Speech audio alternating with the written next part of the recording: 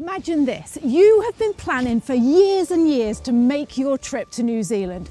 All that way to the other side of the world. It's cost you loads of money, it's taken loads of planning, and then you get to the airport, you're in New Zealand, you're at the border, and you have stuffed up.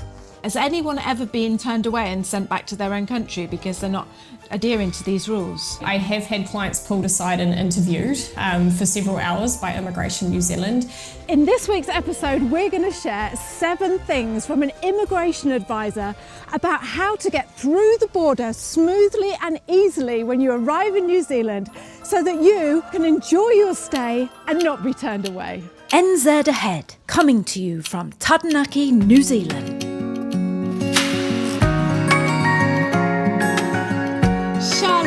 Welcome to the NZAhead podcast. I'm thrilled to have you here today, me and Brian. Yes, welcome back. Thank you, always love being here. You are our favourite, our only immigration advisor that we ever use and advise people to use. And today you're going to be here to talk to us about the mistakes to avoid when you come across the border in New Zealand at the airport, when you get to that check-in bit where you have to do all those things. Thank you so much for joining us and for giving us your professional advice on all of that. Oh, you're more than welcome. I think New Zealand's quite a unique country in the sense that when you enter the border here, it's just so different to anywhere else in the world, us and probably Australia. So there's a lot of things that if you're not used to travelling in this part of the world that you might get caught out on. So it's definitely a good conversation to have. Absolutely, Yeah, absolutely. And right. it tends to be the airport because not many people make it by boat here, do they? No. It's the odd solo sailor sort of thing, and the odd cruise ship, I suppose. And just to be clear, before we jump into this, because we are talking about the New Zealand border here at the airport, do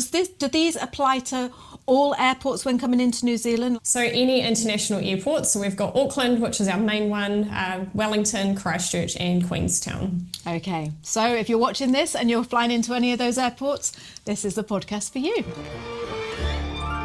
Number one mistake to avoid at the New Zealand border when you arrive is not being honest on your arrival card. Yes, so everyone who's entering into New Zealand has to complete a traveller's declaration or an arrival card. That is actually now online, so you can Google, if you want to have a look at it before you travel, it's just called the New Zealand Traveller's Declaration.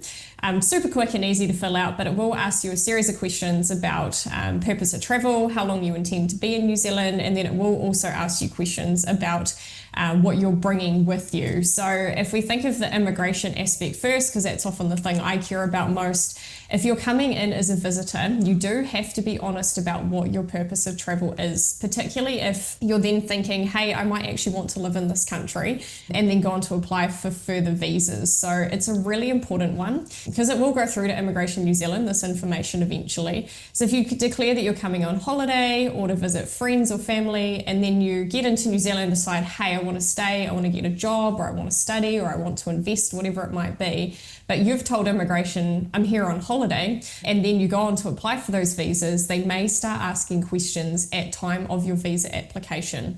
So they may say, hang on, you arrived into the country and you told us that you were here to visit your friends or go on holiday and sightsee, and now actually you were coming into the country to apply for a job or to study. So it's really important.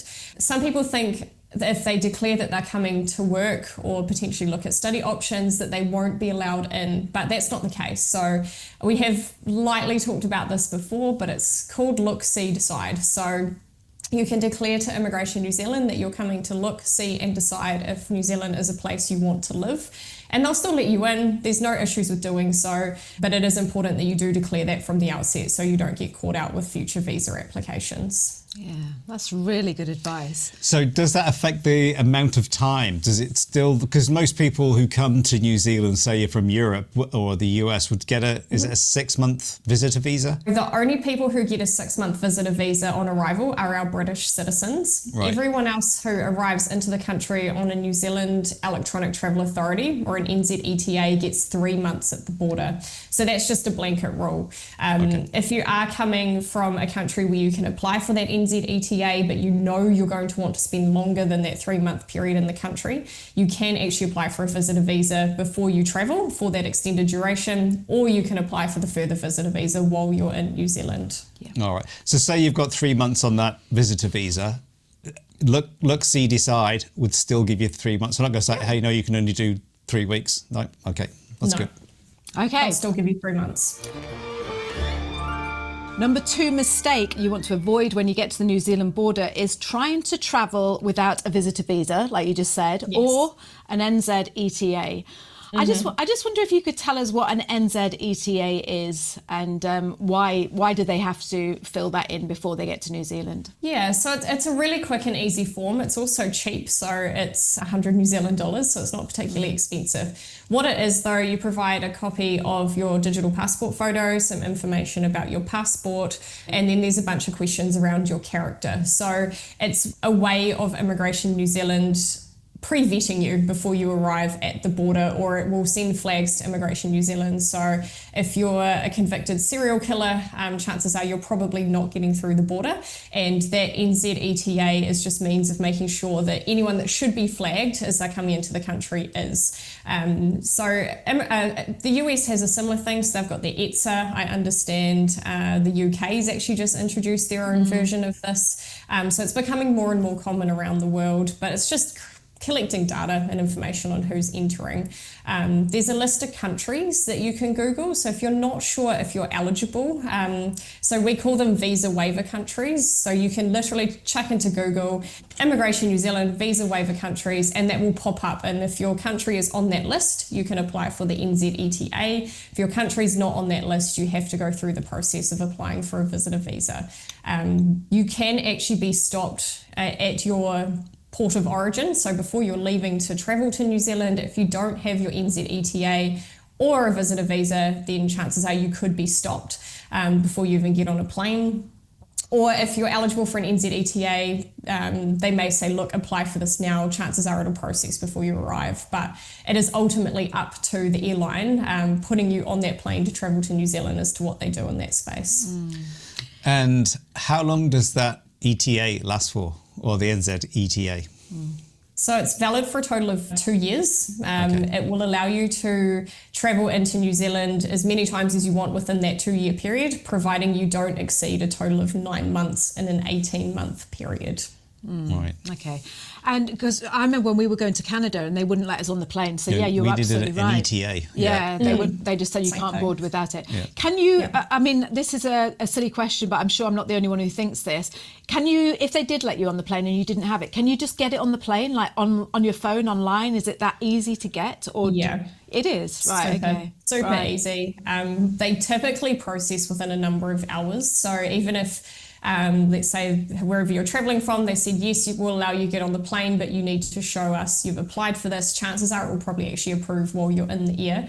Otherwise, once you get to the border, they can actually contact Immigration New Zealand and have it approved once you're here, providing that you're not the kind of person we don't want. Yeah. Just don't mention that you're a serial killer when you're doing your NZETA. No, I'm trying to hide. Do that. But be honest as well. So if you are a serial killer, make sure you do declare it. Okay, number 3, mistakes that people make, and actually this one applies to me actually, bringing medical prescriptions into the country without paperwork. Tell us more about that, Charlotte. So that's a really important one. If you have any prescription medication, doesn't matter what it is, I think probably the only thing you'd get away with not having a prescription for would be something like the oral contraceptive pill. Anything outside of that, if it is a prescription medicine, particularly painkillers, you will need to carry that prescription with you if you're wanting to travel with more than 3 months worth of medication. So it's just to ensure that whatever is coming into the country with an individual, that they have actually been prescribed and they're not bringing drugs in that they shouldn't.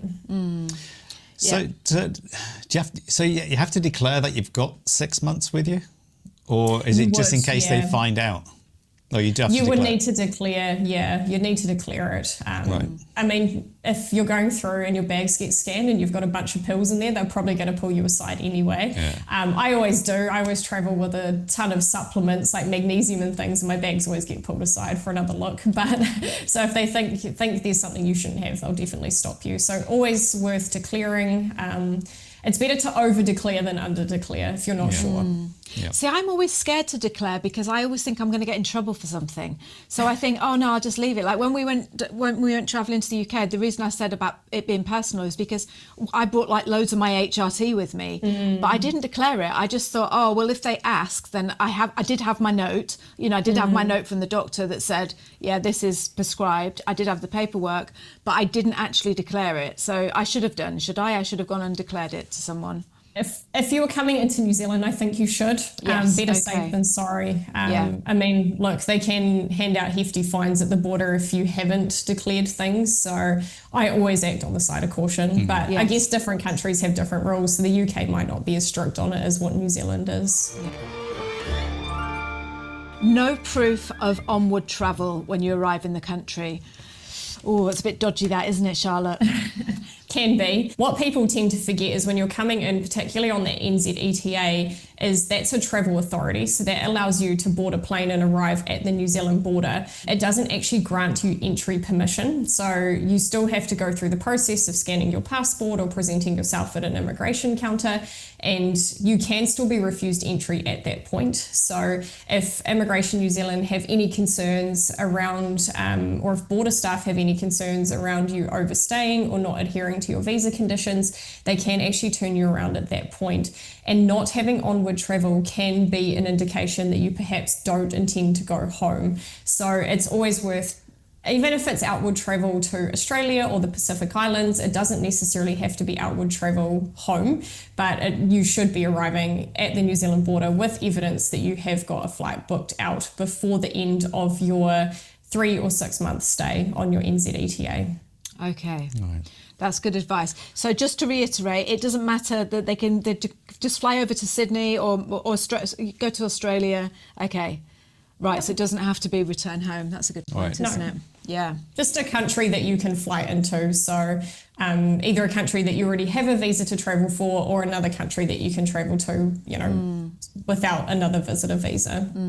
Right. In all the years that you've been doing this, because you've helped thousands and thousands of people come to New Zealand with their visas and all their immigration details and things like that, in all the years that you've been doing that, has anyone ever been to, probably not under your care, but that you know of, has anyone ever just been turned away and sent back to their own country because they're not adhering to these rules?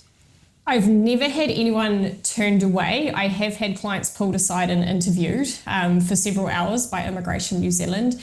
Tends to be people who are coming to meet partners. You are here because you love New Zealand. You might be moving to New Zealand. Living in New Zealand, or you might just spend your days dreaming of visiting this gorgeous country. Because we love New Zealand as much as you do, we have compiled a short and very unique 5-day video series showcasing life in New Zealand, what it's really like. These videos are real, they are exclusive, and best of all, they're absolutely free. So if you would like to view New Zealand from the inside out and find out what life is really like down here, sign up now, and every day for 5 days we will send you a personal 3-minute video showcasing some brilliant aspect of life in New Zealand. You are gonna love it. Go to www.itsadrama.com/ILoveNZ. We can't wait to share those videos with you. Okay, let's get back on with the show.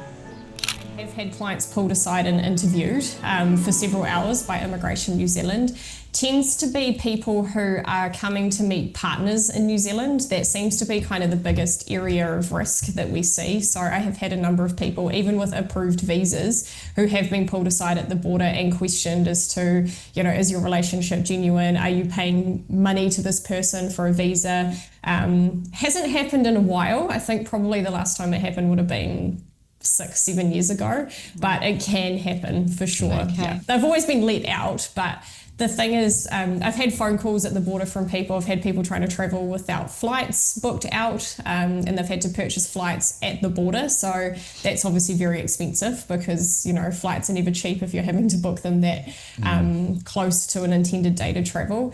So I've had people ring me and say, what can you do? Well, we can't do anything. An immigration advisor cannot help you at all with what's happening at the border because that's the border's discretion. Yeah. So it can happen. I've never had anyone turned away, but I don't know. It'll probably happen at some stage, I'm sure. We shouldn't have jinxed it, should we? Yeah. If I have a client turned away this week, I'll be ringing you. Yeah. On the flip side, have you ever known anyone be deported after they've been in the country a little bit longer than they should have? As a company, yes, we've definitely Right. had clients be deported. Yeah. Wow. Clients who have committed crimes while in the country have been deported. Yeah. I've had a couple clients who have had deportation liability notices raised because there were discrepancies between visa applications and information that immigration subsequently found out on their own accord. So it is very important to be very honest. I mean, I've had all of my deportation liability notices turned around because 9 times out of 10 it is an honest mistake, but it definitely can happen. All right, well, it's good to know. Because you tend to think, well, just go there, stay there for 7 months. Yeah, and just like, stay you over. just think, it's not good. Don't do it. Don't do it. It's not worth the risk, is it? No, it's not. Not declaring food or prohibited products. Yeah, this is a big one. I'm sure you guys hear it all the time too. Well, You see it when we you want come to hear through. it from your mouth, please, Do you know, Charlotte. I'm going to say, let's hear it from you because Yeah. I'll tell my story in a minute. I watch a lot of the show Border Patrol where you see so many people getting stopped with food. So food is a really big one. You can not bring many things into New Zealand on the food front unless it's already processed. So you can bring things like chocolate, nuts which have been processed, muesli bars, chips, that kind of thing. You cannot bring any fresh food into New Zealand. I made the mistake once of buying a lovely large packet of biltong in South Africa. It was all vacuum packed. I thought, oh, it's of dried meat, it'll be fine. And no, that got taken off me at the border. And I thought, I'm pretty sure you're going to go eat that in your lunchroom because the guy was South African. Yeah. But I obviously have no proof that that was what was happening. Chances are it went in the rubbish bin. But very important that just anything, meat, fresh fruit and vegetables, you cannot bring into New Zealand. So don't even try because they will scan your bags, and if you're found to have something you haven't declared, they will fine you 400 New Zealand dollars. Oh, that's an expensive Because sandwich, a lot isn't of it? people, like you say, they travel with apples and things, and you know, fruit just to have on the plane or something, and you know, they have the dogs, don't they? And Yeah, they do. It's amazing, dogs. isn't it? They're sniffing for whatever it is. Mainly, I think it's fruit and things, isn't it? That's what you ever say. And they put your bag. They make you put your bags down, don't they? And it's like, whoop. They do, yes. I always want to had stroke that. those dogs. I I always know. want to pat them. I know. Right. They're That's so lovely, aren't they? Little cute. beagles. They're like, keep walking, keep walking. Yeah, don't touch the dog. So what is a prohibited item apart from food? What else can't you bring in? So you can't bring more than 10,000 New Zealand dollars in cash. So if you're carrying more than 10,000 New Zealand dollars, you have to declare it.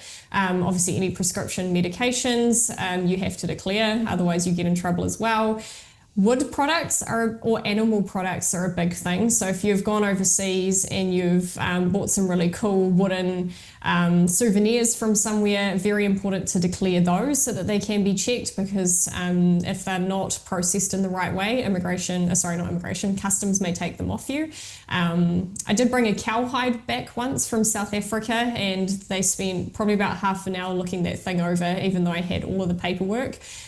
So it's effectively anything that could be carrying some kind of parasite or bug, because we've got such a fragile ecosystem here in New Zealand that we're trying to protect, that anything that could be carrying something nasty, they just don't want to risk. If you Google or even pop it into ChatGPT, what can or can't I bring into New Zealand, it will give you a really comprehensive list. But if you're not sure, the best thing is to declare it, and then they will say, yep, great, it's fine, or no, we need to take it, and they may send it off for fumigation, and then you can get it back. So declaring stuff is always better than not declaring stuff. Yeah, I remember I was coming back from, I think it was Thailand actually, and we'd bought some really nice jasmine green tea, and it was opened, yes. and I just thought, I better declare this. And he looked at me like, that's all right, mate. Oh, did he? It's great, like, you know, because just that's okay. That's It's like, nice. that's too dry to have anything in it. Yeah. And it's like, okay. Better safe than sorry, though, isn't it?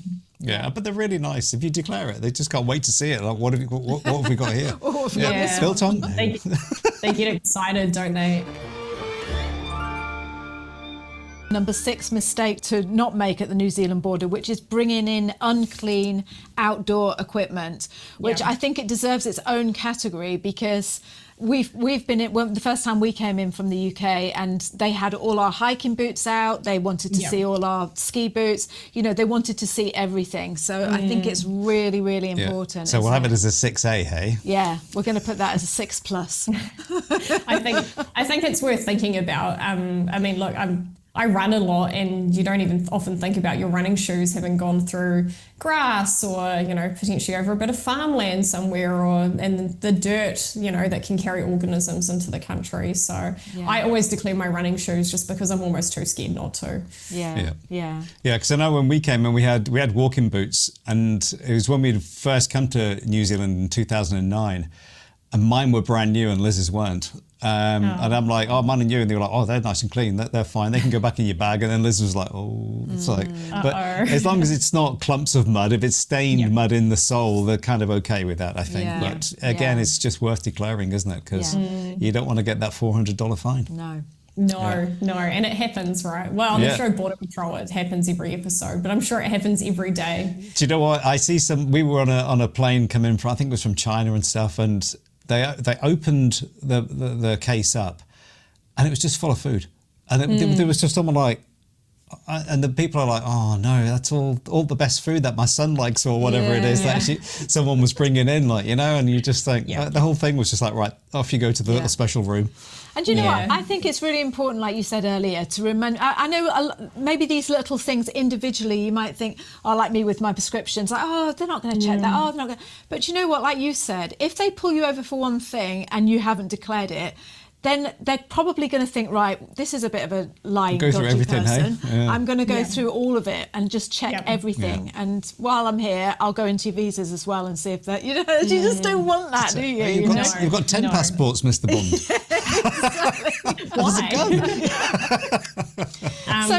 I've seen someone pulled aside and absolutely had a dressing down from a customs officer over too many cigarettes that they had declared. And they were actually, it was the same trip that I was trying to bring the cowhide back into the country. Was it that South African one again? Biltong and cigarettes, he was going to be having a break. Probably. He was eating his biltong and smoking a ciggy out the back. But yeah, those people got a horrendous fine. So but again, it's all on the traveller declaration form. So if you're not sure, just declare and you'll be fine. Because at least if you've declared it and you're not allowed it, they won't give you the fine. They'll just take the product off you. Yeah. And I think it's also important to remind people, Charlotte, as well, that, you know, that although New Zealand is very, very strict on things like this, we were just talking about it before we started recording, compared to, you know, like the UK and things. They are really friendly, aren't they? I don't want people to be thinking, oh no, like, you know, I'm going to get there and it's going to be. It is hard if you don't declare it, but it's like they're nicest people. I find they all are. If you're up front with them. To us when we came once. Yeah. They're like, welcome home, Mr. and Mrs. Deacon. I was just like, so I know. It made me want to cry. This is lovely, isn't it? Yeah. I think, I mean, a lot of people travel here because, you know, we are a fairly unspoilt nation in terms of we've still got that clean green image, we've still got beautiful native animals and things and flora and fauna. So you got to remember that it's to protect what you're coming to visit, basically. Yes. Yeah. Oh. Yeah. Well, listen, Charlotte, before I let you go, like I said at the beginning of the programme, you are our favourite immigration advisors. Can you tell people what you do and how people can find you? Because we don't want anyone to use anyone else apart from you. We just love you so much. So, what is it you do? So we are first and foremost an immigration consultancy. So the best way to describe us is we are basically the middleman between you and the New Zealand government. So we hold people through that whole migration process, whether you're looking to come and work, study, invest, start a business, visit. We can take care of every single visa type, and I promise we've seen every type of situation.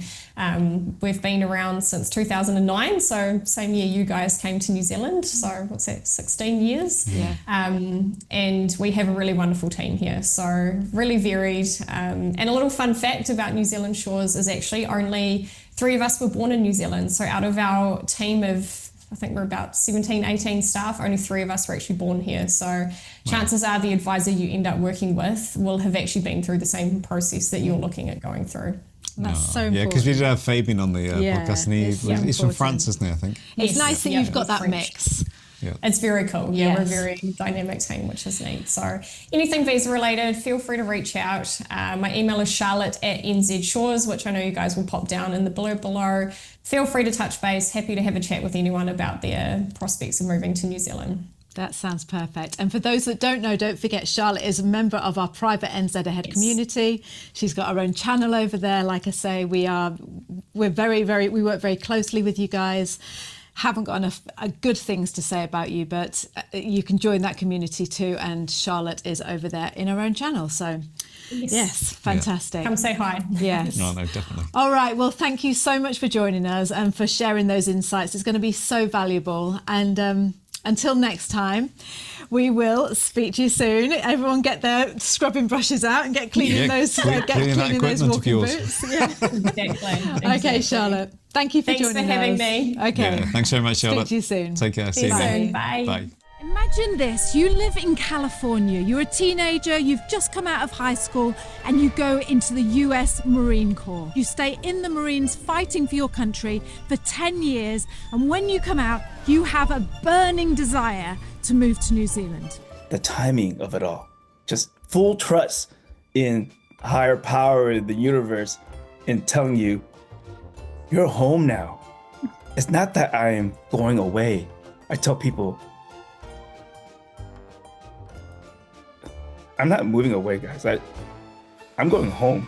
In this week's episode, you're going to meet VD. This is probably one of the very, very best episodes on the NZAhead podcast you will ever listen to. I'm not going to say any more than that. Just watch the episode and see what I mean.